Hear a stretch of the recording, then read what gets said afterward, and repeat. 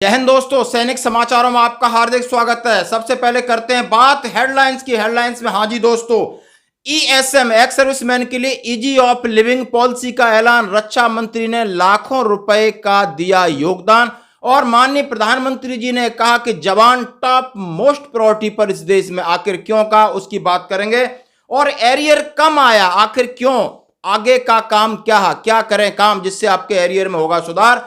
और जंतर मंतर पर हस्ताक्षर अभियान तेज, और क्या है लेटेस्ट अपडेट, बात करेंगे सभी खबरों के बारे में। सबसे पहले मैं बात करता हूं policy easy of living ex serviceman के लिए। आखिर राजनाथ सिंह के ये ट्विटर के ऊपर मैं आपको एक मैसेज है ये पढ़ के सुनाऊंगा, फिर इसका एक प्रेस रिलीज हुआ, इसके बारे में आपसे बात करेंगे जरूर। ईएसएम के लिए the welfare of India's ex serviceman and their family has been PM Shri Narendra Modi led government is topmost priority. I am glad to announce that the pursuance of government easy of living policy, the amount under the following welfare schemes of ESM has been enhanced.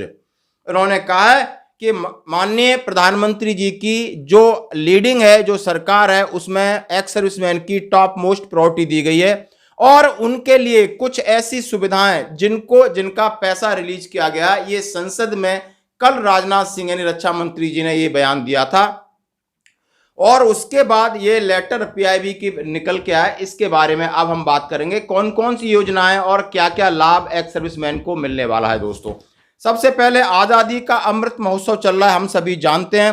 पूर्व सैनिकों और उनके परिवारों के कल्याण के उद्देश्य से विभिन्न योजनाओं में वित्तीय सहायता में पर्याप्त बढ़ोतरी की गई है। प्रस्ताव को रक्षा मंत्री श्री राजनाथ सिंह ने मंजूरी दी। Posted on 11 August 2023 4:49 PIB Delhi से लेटर निकला है, ये अथेंटिकेटेड लेटर है। पूर्व सैनिकों और उनके परिवारों के लिए सहायता प्रणालियों को मजबूत करने के उद्देश्य से रक्षा मंत्री राजनाथ सिंह ने 11 अगस्त 2023 को देश सेवा में अपना जीवन न्यौछावर करने वालों को लाभान्वित किया। उनका उद्देश्य है कि विभिन्न योजनाओं में वित्तीय सहायता में पर्याप्त बढ़ोतरी समय समय पर की जाए। बढ़े हुए वित्तीय सहायता प्रावधान माननीय श्री नरेंद्र मोदी के नेतृत्व वाली सरकार द्वारा पूर्व सैनिकों और उनके परिवारों द्वारा दिए गए बलिदानों को मान देने और जीवन की गुणवत्ता को बढ़ाने के प्रति निष्ठा का परिचायक है। आप समझ सकते हो क्या है ये हिंदी। आखिर किन किन में बढ़ोतरी दी गई है। सबसे पहले व्यावसायिक प्रशिक्षण अनुदान। आप समझ सकते हो व्यावसायिक प्रशिक्षण अनुदान का मतलब आप समझ सकते हो कि जो कि आपके वोकेशनल ट्रेनिंग्स या जो भी आप कोई बिजनेस करना चाहते हो उसके लिए ट्रेनिंग करना चाहते हो, तो पूर्व सैनिकों की विधवाओं के लिए व्यावसायिक प्रशिक्षण अनुदान योजना के तहत वित्तीय सहायता 20,000 से बढ़ाकर 50,000 कर दी गई है। यह समायोजन सूरवीर सैनिकों की विधवाओं को समर्थन देने और सशक्त बनाने, उन्हें आत्मनिर्भरता और स्थिरता के लिए अवसरों के लिए मदद करने के लिए सरकार प्रतिबद्ध है। और यह है up to havildar and equivalent rank के लिए, जो हवलदार और रैंक की विधवा हैं उनको वोकेशनल ट्रेनिंग के लिए 20,000 से 50,000 की राशि कर दी गई है। अभी से प्रभावी है। चिकित्सा अनुदान और गंभीर बीमारी का अनुदान। हाँ जी दोस्तों, गैर पेंशन भोगी पूर्व सैनिक उनकी विधवाओं को अब बढ़ा हुआ चिकित्सा अनुदान 30,000 से 50,000 रुपए कर दिया गया। यह वित्तीय सहायता यानी मूल्यवान योगदान व्यापक चिकित्सा सहायता के लिए, ताकि आप अपने आराम से लाइफ जी सकते हैं। गंभीर बीमारी, यदि कोई गंभीर बीमारी है किसी उनकी सैनिकों विधवाओं के लिए, अनुदान 1,25,000 से बढ़ाकर 1,50,000 कर दिया है। यह कदम गंभीर स्वास्थ्य चुनौतियों के समय हमारे पूर्व सैनिकों की सहायता के लिए समर्पण और मजबूत करता है, जो राष्ट्र के प्रति उनके अटूट समर्पण के प्रति आभार व्यक्त करता है। वर्तमान में योजनाएं केंद्रीय सैनिक बोर्ड द्वारा चलाई जा रही हैं और सशस्त्र बल ध्वज दिवस निधि से वित्त पोषित है। संशोधित वित्तीय सहायता राशियां तुरंत प्रभाव से लागू है, सुव्यवस्थित प्रक्रियाओं के माध्यम से प्रशासित की जाएंगी, ताकि यह सुनिश्चित किया जा सके कि लाभार्थी बिना किसी अनावश्यक देरी से बढ़ी हुई सहायता प्राप्त कर सकें। इस बढ़ोतरी इस दिशा में उठाया गया कदम है क्योंकि सरकार उनके कुशलक्षेम और कल्याण को बढ़ाने के लिए अवसरों को लगातार पड़ताल कर रही है, जिन्होंने सम्मान और वीरता के साथ देश की सेवा की।